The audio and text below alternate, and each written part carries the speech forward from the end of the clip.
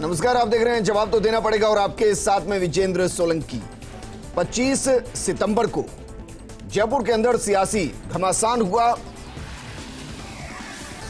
बाकायदा कांग्रेस की तरफ से बैठक बुलाई गई, लेकिन उस बैठक के अंदर 90 से ज्यादा विधायक नहीं पहुंचे और जो विधायक पहुंचे वो दरअसल पहुंच गए डॉक्टर सीपी जोशी के आवास पर।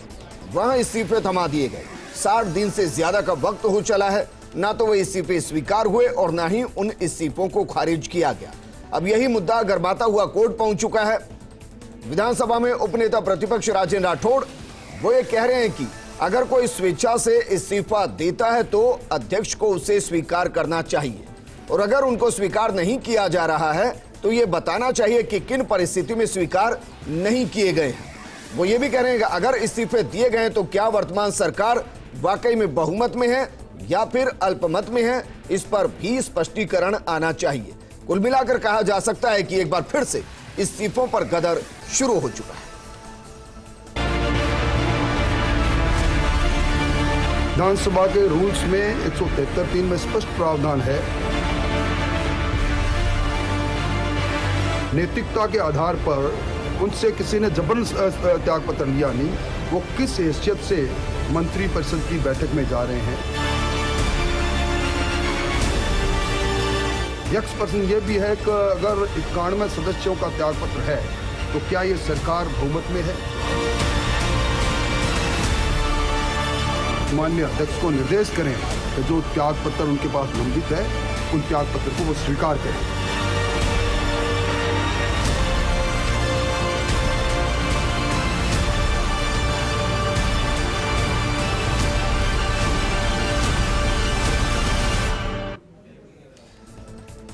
माना जा रहा है कि इस महीने बजट सत्र से पहले एक सत्र आहूत किया जा सकता है और उससे पहले जिस तरीके से इस्तीफों की चर्चाएं एक बार फिर से शुरू हो चुकी है, सवाल यह है कि क्या वाकई में विधानसभा की प्रोसीडिंग के हिसाब से इन इस्तीफों पर अध्यक्ष को यह अधिकार है कि वो एक लंबे समय तक इस्तीफों पर फैसला ना ले। क्या वाकई में अगर कोई स्वेच्छा से अपना इस्तीफा सौंपता है तो क्या उस इस्तीफे को अस्वीकार करने का अधिकार भी अध्यक्ष के पास है। ये तमाम सवाल हैं जिनके जवाब बीजेपी मांग रही है। इस मुद्दे पर बातचीत करने के लिए हमारे साथ मौजूद हैं कांग्रेस विधायक राम नारायण मीणा जी, हमारे साथ मौजूद हैं वरिष्ठ अधिवक्ता ए.के. जैन साहब, वरिष्ठ अधिवक्ता हेमंत नाहटा जी और बीजेपी नेता शैलेंद्र गुर्जर जी। राम नारायण जी, चर्चा आपके साथ करना चाहूंगा सर, क्योंकि विधानसभा की प्रोसीडिंग को आप समझते हैं, आसन से भी आपने प्रोसीडिंग को देखा है, तो जरा यही बताइए कि अगर कोई स्वेच्छा से इस्तीफा देता है तो क्या विधानसभा अध्यक्ष उसको लंबे टाइम तक अनिश्चित काल के लिए होल्ड करके रख सकते हैं, बिना उनसे जाने बिना उनसे पूछे फैसले को रोक सकते हैं। देखिए विजेंद्र जी, ये साफ स्पीकर उस इस्तीफे के ऊपर अपना डिस्क्रिशनरी पावर भी रखता है, लेकिन वो संतुष्ट होना चाहिए जी। स्पीकर ने संतुष्ट नहीं हुआ या उसने निर्णय नहीं किया तो जिस व्यक्ति ने जिस विधायक या सांसद ने इस्तीफा दिया है वो दोबारा उसको रिक्वेस्ट कर सकता है।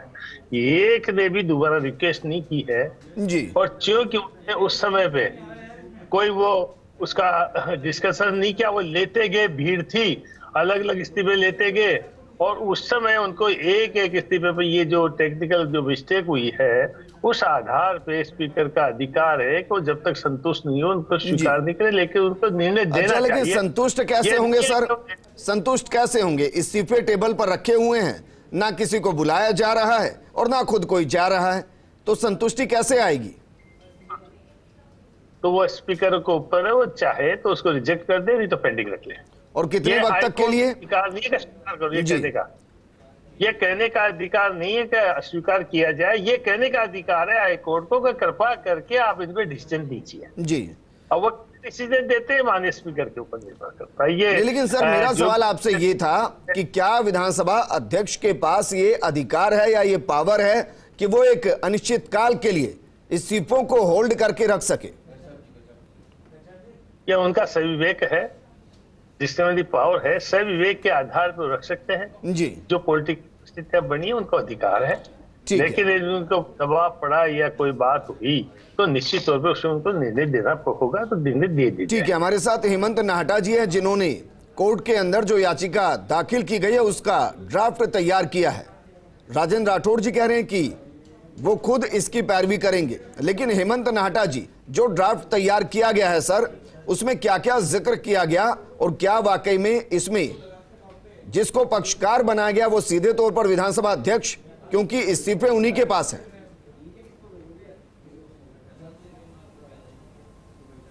देखिए, याचिका का जो आधार है वो बड़ा सुस्पष्ट है जी। जो सदस्य हैं, अगर उन्होंने एक निर्णय ले लिया है कि हमारे को हमारी सीट को रिप्रेजेंट नहीं करना है और हमारे को इस सीट से त्यागपत्र देना है, तो फिर उसके बाद इसमें कोई किंतु परंतु शेष नहीं रह जाता है। स्पीकर एक बहुत ही सिंसियर, बहुत मैच्योर्ड, बहुत अलर्ट एमएलएस को डील कर रहे हैं, जिनसे ये आशा नहीं की जा सकती कि उन्होंने कोई भावनात्मक रूप से अपने इस्तीफे लिखकर स्पीकर साहब को दे दिए हों। यह भी संभव नहीं है कि 91 विधायकों पर बलपूर्वक इस्तीफे लिखवा लिए गए हों और 2 महीने तक उन्होंने कहीं इस बात की शिकायत नहीं की हो कि हमारे से बलपूर्वक इस्तीफे लिखवा लिए गए। जी। दूसरा जो पॉइंट है जिसके ऊपर स्पीकर महोदय द्वारा इंक्वायरी की जा सकती है कि क्या इस्तीफे जेन्युइन हैं, चूंकि 91 विधायकों के हस्ताक्षरों से 91 इस्तीफे पेश हुए, तो यह अकल्पनीय स्थिति है कि कोई इतना मास्टर क्रिमिनल हो कि उसने 91 व्यक्तियों के सर्वप्रथम तो हस्ताक्षर कूटरचित कर दियो और फिर उन्हीं को कह दिया हो कि आप जाकर ये कूटरचित त्यागपत्र स्पीकर महोदय को थमा कर आ जाइए। लेकिन तो सर हेमंत नाहटा जी, ये विधानसभा है सर, ये विधानसभा है और विधानसभा के अंदर मानकर चल रहा हूं कि अगर किसी को इस्तीफा देना है तो उसका एक परफॉर्मा होता होगा और उस परफॉर्मे के आधार पर ही इस्तीफे को या तो स्वीकार किया जाता होगा या रिजेक्ट किया जाता होगा। क्या ये कंफर्म है कि जिन्होंने इस्तीफा दिया है, मैं नहीं जानता कि 91 है या 80 है या 72 हैं, क्या उन्होंने उस परफॉर्मा के आधार पर इस्तीफा दिया है? कोरे कागज पर लिख दिया होगा, उसको थोड़ी ना मानना जाएगा। नहीं, इशू ये नहीं है कि आपने प्रोफॉर्मा के हिसाब से दिया या नहीं दिया। इशू ये है कि आपसे इस्तीफा लिया ही क्यों गया। अगर वो इस्तीफा निर्धारित मापदंडों में नहीं था तो उसको देन एंड देयर रिजेक्ट किया जा सकता था, उसको एक दिन बाद, एक हफ्ते बाद रिजेक्ट किया जा सकता था। जी। सबसे बड़ी बात यह है कि इस्तीफा उन्होंने स्वेच्छा से दिया है, उपस्थित होकर। जी। उनका इस्तीफा कोई दूसरा व्यक्ति लेकर नहीं आया है जिसके बारे में ये शंका उत्पन्न हो सके कि कहीं मजबूरी में या दबाव में तो नहीं बनवा लिया है। ठीक है सर, और ये मानकर चलें अगर 60 दिन से ज्यादा बीतने के बाद उनको अगर रिजेक्ट नहीं किया गया है विधानसभा अध्यक्ष की तरफ से या विधानसभा अध्यक्ष के ऑफिस की तरफ से, तो फिर परफॉर्मा सही ही होगा। एक जैन साहब, अब मैं इस पे आपसे जानना चाहूंगा क्योंकि नॉर्मली हम देखते हैं सर कि विधायकी और न्यायपालिका आपस में एक दूसरे को कंट्राडिक्शन नहीं करते हैं। कई बार हमने ऐसा देखा है और कई बार हमने ये भी देखा है कि विधानसभा अध्यक्ष के अधिकार सुप्रीम रखे जाते हैं, उनमें हस्तक्षेप बहुत ज्यादा नहीं किया जाता। तो सर इस केस में आपको लगता है कि हाईकोर्ट वाकई में इस स्थिति में है कि विधानसभा अध्यक्ष को कह पाए कि डिसीजन लीजिए? देखिए, इस विषय में जो तथाकथित जनजाति याचिका प्रस्तुत हुई है, इसमें 2 बिंदु हैं। पहला बिंदु तो यह है कि क्या स्पीकर को हाई कोर्ट निर्देश दे सकती है कि आप इतने समय के अंदर अंदर इस्तीफों का निर्धारण करें अथवा इस्तीफे मंजूर करें। जी। 2 स्थितियां हैं। हाई कोर्ट क्या ये कह सकती है कि आप इस्तीफे मंजूर करें या ये कह सकती है कि अगर सही नहीं समय या इतने समय में डिसाइड करें। ठीक है। दूसरा प्रश्न है कि क्या ये जनहित याचिका, मैं जनहित याचिका पर विशेष जोर दे रहा हूं कि क्या ये याचिका जनहित याचिका कहला सकती है और जनहित याचिका के रूप में बलवंत सिंह चहल के जजमेंट के अनुसार ये पोषणीय है अथवा नहीं है। पहले बिंदु के विषय में यह है कि 1974 में आर्टिकल 190 जिसके तहत इस्तीफे विधायक देते हैं, उसमें संशोधन किया गया था और उसमें यह कहा गया था कि इस्तीफा तभी प्रभावी होगा जब स्पीकर उसको स्वीकार कर लेगा, और साथ ही उसमें एक प्रोविजो जोड़ा गया था कि स्पीकर इस विषय की जांच कर सकता है कि इस्तीफा जेन्युइन है, स्वेच्छा से दिया गया है अथवा नहीं दिया गया है। इसमें पहली कंडीशन है कि इस्तीफा इन हिज हैंड होना, मतलब अपनी हैंड राइटिंग में उसको इस्तीफा देना चाहिए। यहाँ स्थिति यह है कि शायद सारे के सारे साइक्लोस्टाइल्ड इस्तीफे हैं जिन पर दस्तखत किए गए। इस विषय में 2 या 3 बार विभिन्न न्यायालयों के सामने मामला पहुंचा है। Patil versus state of Karnataka है, जस्टिस रमन्ना जिसमें कमिटी हेड किया था, और उसके बाद मध्य प्रदेश का मामला गया था। मध्य प्रदेश के मामले में सुप्रीम कोर्ट कुछ तय करता, उससे पहले ही स्पीकर ने इस्तीफे स्वीकार कर लिए थे। पाटिल वाले निर्णय में वहां पर यह कहा गया है कि इस्तीफा मंजूर तभी होगा जब स्पीकर स्वीकार करेगा और स्पीकर को यह अधिकार है कि वो इसकी जांच कर सके। इस्तीफा देते ही विधायिकी समाप्त नहीं होगी। और उन्होंने कहा जब स्पीकर कोई निर्णय दे देगा वो सब्जेक्ट टू जुडिशियल रिव्यू है, पर वहां भी कोई समय सीमा निर्धारित नहीं की गई है और नहीं कोई समय सीमा कॉन्स्टिट्यूशन में निर्धारित की गई। तो ऐसी परिस्थिति, और स्पीकर को यह डायरेक्शन भी नहीं दिया जा सकता कि आप इतने समय में निश्चित करें। अब तक ऐसा कोई निर्णय नहीं आया। हाई कोर्ट में मामला रुकेगा भी नहीं रुकेगा। दूसरी बात पे मैं आ रहा हूं जो ज्यादा महत्वपूर्ण है कि क्या उपनेता प्रतिपक्ष अपने आप को जनहित याचिका के रूप में याचिकाकर्ता प्रस्तुत कर सकते हैं, क्योंकि बलवंत सिंह चहल के मामले में स्पष्ट दिशा निर्देश दिए गए हैं पीआईएल्स के मैटर्स में, पीआईएल्स के भरमार को रोकने के लिए कि याचिकाकर्ता का कोई व्यक्तिगत इंटरेस्ट उस इशू में नहीं होना चाहिए। अब एक विधायक दल का उपनेता, वो पार्टी जो चाहती है कि इस्तीफे मंजूर हो और हमारी सरकार बन जाए, वो क्या पीआईएल के रूप में इसको चुनौती दे सकते हैं? तो मेरा मानना है कि पीआईएल के रूप में ये याचिका मेंटेनेबल नहीं है, क्योंकि इसमें पॉलिटिकल इंटरेस्ट है, इसमें व्यक्तिगत इंटरेस्ट है। और जहां तक स्पीकर का मामला है, स्पीकर को मेरा अभी भी मानना है कि हाई कोर्ट या सुप्रीम कोर्ट सिर्फ रिक्वेस्ट कर सकती है कि आप कृपया करके डिसाइड कर दें। वो ये नहीं कह सकती कि आप इतने समय में डिसाइड करें अथवा आप मंजूर करें। हेमंत नाडा जी, सर आपसे जानना चाहूंगा, अगर ये जनहित याचिका है और जिस तरीके से के जैन साहब कह रहे हैं, सर फिर तो बड़ा मुश्किल होगा। और अगर रिक्वेस्ट ही की जाएगी तो भी फिर मैटर वही है कि रिक्वेस्ट को माना जाना या नहीं माना जाना, ये फिर से विधानसभा अध्यक्ष के विवेक पर निर्भर करता है।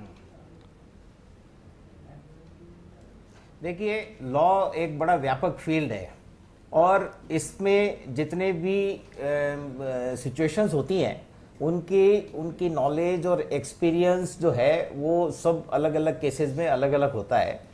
मैं चूंकि मैटर अब ऑनरेबल हाई कोर्ट के समक्ष आ गया है, इसलिए उसकी मेरिट्स डीमेरिट्स के ऊपर कोई टिप्पणी नहीं करना चाहता, ना मैं उसके लिए अधिकृत हूं। परंतु यह तय है कि जनहित याचिका के संबंध में सुप्रीम कोर्ट ने इस हद तक तय कर रखा है कि अगर किसी आदमी का मेलाफाइड इंटरेस्ट भी है तो भी जनहित याचिका स्वीकार की जाएगी जी। उसकी स्थिति होगी एक इन्फॉर्मर की, जो न्यायालय के समक्ष आके ये बताना चाह रहा है कि संवैधानिक प्रावधानों का उल्लंघन किया जा रहा है और एक राज्य में जो सत्तारूढ़ सरकार है शायद वो संवैधानिक रूप से मेंटेनेबल नहीं है या उस संवैधानिक रूप से वो ठीक नहीं है, तो वो सदन का विश्वास खो चुकी है। तो ये एक इन्फॉर्मर की पोजीशन में होता है पीआईएल एक्टिविस्ट। उसका नाम भी हटा दिया जाए तो भी कोई फर्क नहीं पड़ता क्योंकि उसका कोई हित नहीं है। लेकिन सर वो तो कह रहे हैं पैरवी खुद करेंगे कि नाम कहां से हटाएंगे, वो तो पैरवी खुद करेंगे। नहीं, पहले इस बिंदु का उत्तर मैं दे देता हूं कि अगर राजेंद्र राठौड़ साहब का नाम इसमें से हटा भी दिया जाता है तो संवैधानिक उल्लंघन की स्थिति समाप्त नहीं होती है। High courts are meant to protect the constitution जी। उसमें याचिकाकर्ता का स्टेटस मायने ही नहीं रखता है। ठीक है सर, मैं दूसरे सवाल का जवाब भी आपसे चाहूंगा, लेकिन उससे पहले शैलेंद्र गुर्जर जी चाहते हैं तो उसका शैलेंद्र गुर्जर जी 2 महीने बाद अचानक से कैसे याद आई? विजेंद्र जी, आपने देखा होगा 25 सितंबर को जो पॉलिटिकल ड्रामा चला, तो वो जो सियासी पाखंड था या सच्चाई थी, ये राजस्थान की जनता को जानना चाहिए। और भारतीय जनता पार्टी मुख्य विपक्षी दल है तो हमारी जिम्मेदारी बनती है राजस्थान की जनता के प्रति। इसलिए हमारा एक डेलीगेशन 1 महीने पहले आपने देखा होगा माननीय अध्यक्ष से मिले थे, सीपी जोशी जी से, और हमारा प्रतिपक्ष नेता गुलाब चंद कटारिया जी और अध्यक्ष सतीश पूनिया जी के नेतृत्व में 12 प्रतिनिधिमंडल गया था और उन्होंने उनको आवेदन दिया था। और उन्होंने कहा था, अध्यक्ष जी ने कहा था कि मैं इस पे ऐसी नजीर पेश करूंगा कि पूरा हिंदुस्तान देखेगा वो नजीर का। आज तक हम इंतजार कर रहे हैं, 1 महीने से ऊपर हो गया, 2 महीने से ऊपर हो गया वो इस पूरे घटनाक्रम को। इसीलिए हमको अब कानून का सहारा लेना पड़ा, क्योंकि जनता, जो राजस्थान की जनता है वो भ्रमित है। उनको मालूम होना चाहिए कि वास्तविक स्थिति है क्या, ये सियासी पाखंड था, नौटंकी थी, या ये वाकई सच्चाई थी। क्योंकि जिस हिसाब से अब तक जो परिदृश्य रहा, आपने देखा होगा 25 सितंबर को विधायक स्वयं उपस्थित होकर वहां गए, उन्होंने लिखित में हस्ताक्षर के साथ उन्होंने स्वेच्छा से वो पत्र उनको सौंपा है, त्यागपत्र सौंपा है, और आज तक किसी ने भी इस्तीफे को वापस नहीं लिया है विधायक ने। तो जिम्मेदारी बनती है विपक्ष की कि राजस्थान की जनता की भावना, जो हमारी जिम्मेदारी है, उनकी भावनाओं को समझते हुए राजस्थान का क्या स्टेटस है, राजस्थान विधानसभा का क्या स्टेटस है, कांग्रेस पार्टी की क्या हालात है, ये तो पता लगे कि क्या संवैधानिक संकट है या नहीं है। तो यह निर्णय लेना था अध्यक्ष सीपी जोशी साहब को। विधानसभा अध्यक्ष जी 2 महीने से शांत थे, इसीलिए हम वापस 1 महीने बाद हमने इसमें कानूनी सहारा लिया। और निश्चित तौर पर हम ये बताना चाहते हैं कि राजस्थान की जनता जो है वो जानना चाहती है कि वास्तविकता क्या है। लेकिन अब मैं टाइमिंग पे आता हूं सर।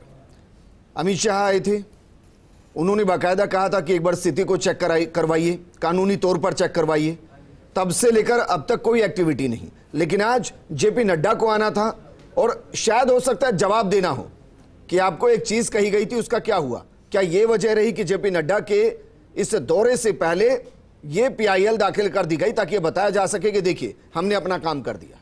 विजेंद्र जी, जैसे मैंने आपको बताया 1 महीने पहले गए थे, माननीय अध्यक्ष जी को प्रतिवेदन दिया गया था। उस प्रतिवेदन पे उन्होंने बिल्कुल एश्योर कहा था और यहां तक कहा था कि मैं ऐसी नजीर पेश करूंगा कि पूरे हिंदुस्तान, सर मैं तो टाइमिंग की बात कर रहा हूं, मैं टाइमिंग की बात कर रहा हूं। पूरी बीजेपी आज बिजी थी, वो नजीर तो आई नहीं अध्यक्ष महोदय की। और अध्यक्ष मैं ये कह रहा हूं शैलेंद्र जी यात्रा में चले जाते हैं, राहुल गांधी जी की यात्रा। अरे सर आपकी बात बिल्कुल जायज हो सकती है, मैं ये कह रहा हूं, मैं टाइमिंग की बात कर रहा हूं सर। टाइमिंग क्या, आज जेपी नड्डा जी थे, हमने सब उसी में बिजी थे, हमने प्रतिवेदन दिया, इंतजार किया। तब अगर सीपी जोशी साहब उन इस्तीफे को लेके बैठे हैं तो बताएं, अगर जांच कर रहे हैं तो जांच का बताएं। आपने देखा होगा स्वेच्छा से दिया गया, जिस आज की तारीख क्यों चुनी गई सर, आज की तारीख क्यों चुनी गई? आप देखिए स्वेच्छा से दिया है, हस्ताक्षरित करके दिया है, उपस्थित होकर दिया है। शैलेंद्र जी स्वीकार करें, बताएं ना सर। बेसिक सवाल कर रहा हूं, आज की टाइमिंग क्यों चूज की गई? नहीं, टाइमिंग कोई नहीं। आपने देखा होगा 25 सितंबर को जो घटनाक्रम हुआ, उसके बाद हम गए 20-25 दिन बाद। हेमंत नाटा जी शायद हेमंत नाटा जी इसका जवाब दे पाएंगे। ठीक है, शैलेंद्र जी रुकिए सर, रुकिए। हेमंत नाटा जी इसका जवाब दे पाएंगे। हेमंत जी मैं आपके पास आ रहा हूं, लेकिन उससे पहले राम नारायण मीणा जी, सर विधानसभा का नियम 173(3) क्या कहता है? क्योंकि राजेंद्र राठौड़ जी ने उसी का जिक्र किया है, क्या कहता है वो? देखिए वो तो इस्तीफा के मामले में तो डिस्टेंसी पावर स्पीकर के पास है, हाई कोर्ट कोई नहीं दे सकता। रूल्स एंड प्रोसीजर साफ है, ये डिस्क्रिशनरी पावर उसके पास है, जो मस्ट है वो यूज करे। और वो पॉलिटिकल पर्सन भी है, सर्वोच्च शक्ति है विधानसभा की। जब वो सर्वोच्च शक्ति है तो उसको क्वेश्चन नहीं किया जा सकता। राजेंद्र राठौड़ ऐसी शख्सियत है जो भले ही डिप्टी लीडर है, लेकिन आदरणीय अध्यक्ष जी के बहुत नजदीक मित्र भी है। ये चाहते तो इसको पॉलिटिकल मैटर को नड्डा जी को पता नहीं क्या जरूरत है, बैठ के चैम्बर में बात कर लेते। नड्डा जी कहते थे उसका ये व्यूज है, कोर्ट में जाकर के इसको पब्लिक इशू बनाना ये कोई मायना नहीं रखता। आप बोलिए ना, आपके अध्यक्ष जी को बोलिए, विधानसभा अध्यक्ष जी को बोलिए कि उस पर निर्णय लें। 2 महीने से क्यों लेके बैठे? 2 महीने से ऊपर हो गए इस्तीफे को। क्या चल रहा है? सियासी संकट है या नहीं है? क्या चल रहा है आप बताइए। राजस्थान का क्या स्टेटस है 15वीं विधानसभा का? ये राजस्थान की जनता जानना चाहती है, हक है राजस्थान की जनता को जानने का। आप कब जनता के नॉमिनी बने मुझे पता नहीं। आपने जब वकालत शुरू की थी ना, तब मैं वकालत छोड़ के एमएलए बन गया था, आप छोड़िए। इसलिए इस बात को पॉलिटिकली मत लीजिए। आपके अध्यक्ष जी राजस्थान विधानसभा के, पूरे राजस्थान के, आप उसको इतना सब कुछ दायरे में रखना चाहते हो। नरेंद्र मोदी के मैंने बोर्ड नहीं दिया, मुझसे कोई पूछेगा आपका प्रधानमंत्री कौन है? आदरणीय नरेंद्र मोदी है। आप इस राजनीति को कूट उसमें क्यों लाना चाहते हो? इसलिए मेरा तो आपसे निवेदन है, साफ निवेदन है। राजेंद्र राठौड़ अच्छे मित्र है, मैं उनका मित्र नहीं हूँ। दोनों मेरे परिचित है, मैं दोनों का आदर करता हूँ, सम्मान करता हूँ, उम्र में छोटा बड़ा होते हुए भी। लेकिन ये राजेंद्र जी पूछ सकते थे, इसको कोर्ट में ले जाना, हर चीज में राजनीति लाना, ये मेरे समझ। लेकिन राम नारायण मीणा जी, शायद हो सकता है सर, क्योंकि आप जब विधानसभा नहीं चल रही होती, अपनी विधानसभा में बहुत ज्यादा बिजी होते हैं, पब्लिक के बीच में होते हैं। मैं इसलिए आपको बता रहा हूं सर, 18 अक्टूबर को राजेंद्र राठौड़ ने बातचीत की, 19 अक्टूबर को की, 21 नवंबर को आग्रह किया, विधानसभा अध्यक्ष साहब को कि देखिए आपके पास ये इस्तीफे हैं, इन पर कोई फैसला लीजिए। 3 बार तो उन्होंने किया है, जब उसका कोई परिणाम नहीं आया तब वो कोर्ट गए हैं। अलग से बात करना चाहिए था, उनको आउट करना चाहिए। आपको पता है विधानसभा कितने सदस्य रिक्वेस्ट करेंगे तो विधानसभा बुलाना ही पड़ेगा, मैंडेटरी है। उन्होंने विधानसभा क्यों नहीं बुलाई डिस्कशन करने के लिए? तो जी। सीधे कोर्ट में क्यों गए?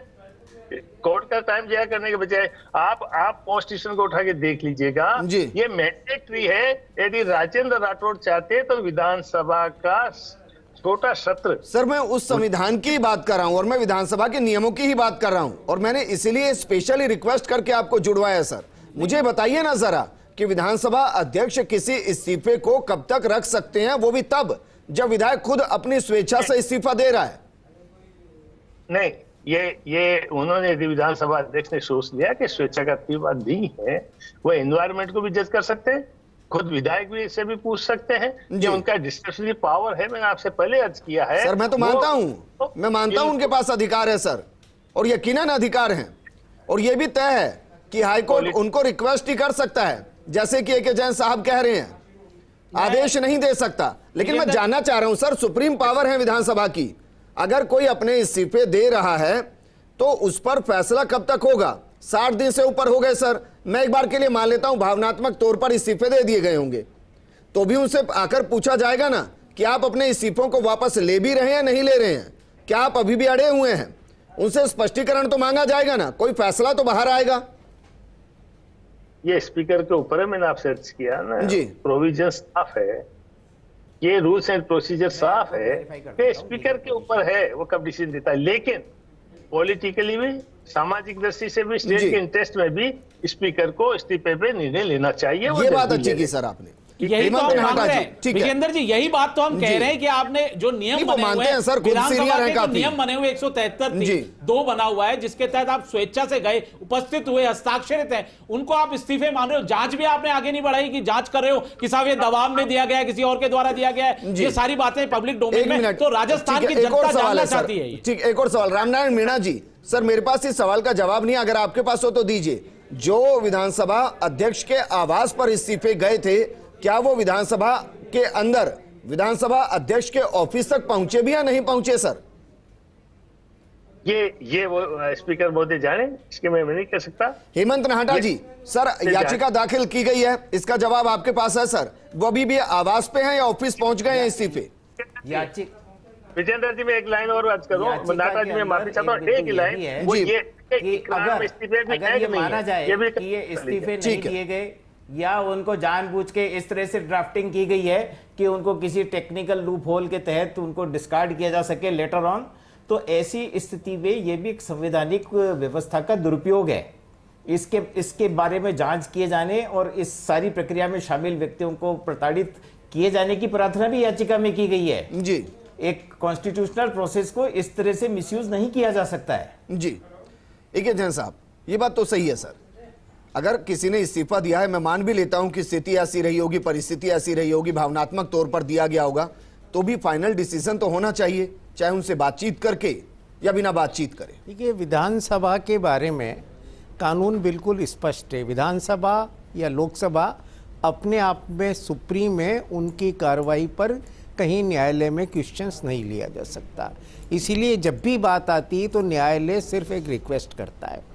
2019 का जो निर्णय है Pratap Gowda Patil versus state of Karnataka, supreme court में जस्टिस रमन्ना के हेडेड बेंच ने दिया था, उसने भी ये इस्तीफे का ही प्रश्न उसमें था।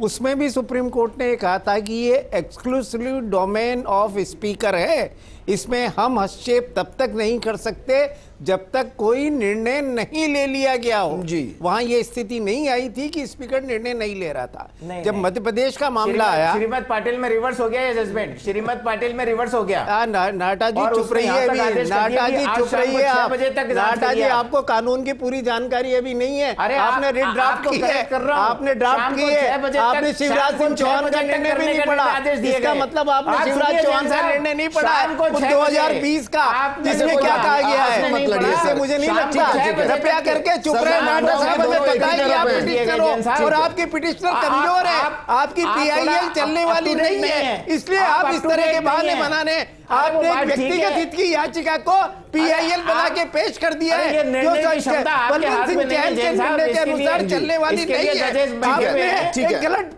पिटिशन पेश ठीक है कर जैन दी, साहब, उसको आप लेकिन प्रोटेक्ट ठीक कर रहे है, हैं। हर वकील का अपना एक नजरिया होता है, अपना अरे एक एक्सपीरियंस आपको होता है। जिस दिन ठीक जज बनाया है, जाएगा, आपके उस हिसाब दिन से आप ठीक है। कृपा करके, आप ठीक है। कृपा करके, ठीक है जैन साहब, आपके हिसाब से ये पीआईएल अरे, सस्टेन ही आप नहीं कृपा करेगी। करिए। मेरे आप हिसाब से ब्रह्म ये चलाइए। व्यक्तिगत हित याचिका है, जी। ये पीआईएल की कैटेगरी में बलवंत सिंह और ये चांद खारिज के होगी। जजमेंट की रचना में नहीं आती है। जी। एक राजनीतिक व्यक्ति अपनी ठीक है। विरोधी सर, राजनीतिक मैं कह रहा हूं दल के ये लिए खारिज इस तरह होगी। की याचिका आप ये नहीं कह ला रहे हैं सकता ये है। खारिज होगी। मेरा ये मानना है कि ये याचिका प्रथम दृष्टिया ही खारिज होगी। इसकी ठीक है। पहली जैन साहब, जब सुनवाई 6 आपकी कोर्ट दिसंबर में को लगे, है। जब आप खारिज कर देना, अभी आप न्यायालय आ को फैसला जाइए, करने दीजिए। आप आ जाइए, आप गलत याचिका ठीक लेकर आ है, गए ठीक राटा है। जी। शैलेंद्र गुर्जर जी, फाइनल कमेंट आपसे सर। अगर याचिका खारिज होगी फिर क्या करेंगे? दोबारा सर, डालेंगे जिस दिन किसी और के आपकी माध्यम कोर्ट से में डलवाएंगे? लगेगा, करके खारिज चुप रहे, जी। आप पिट चुका हो इस याचिका में।